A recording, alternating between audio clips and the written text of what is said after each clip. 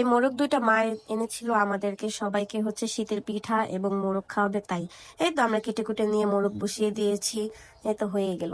আর পাশে হচ্ছে মা পিঠার জন্য সবকিছু তৈরি করছিল। এই যে আমরা রুটি পিঠা বানাবো, চালের রুটি পিঠা, তাই হচ্ছে মা আটাটাকে আগে ভালো করে সিদ্ধ করে নিচ্ছিল।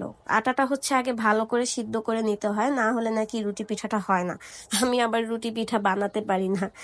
এই যে হচ্ছে আমি এইখানে তরকারি রান্না করছিলাম, আর এই যে আমার বোন, মা সবাই মিলে আটাটাকে ভালো করে মেখে নিচ্ছিল, না হলে নাকি রুটি পিঠা হবে না। এই তো আমি আমাকে দেখাচ্ছি, কারণ হচ্ছে আমি বলছি যে এখানে চুপ চুপ করে মাথায় তেল দিয়ে আমরা এই যে সব কাজে লেগে গিয়েছি। কেউ পিঠা বানাচ্ছি, কেউ তরকারি রান্না করছি, কেউ হচ্ছে আবার রুটি পিঠা বানাচ্ছি।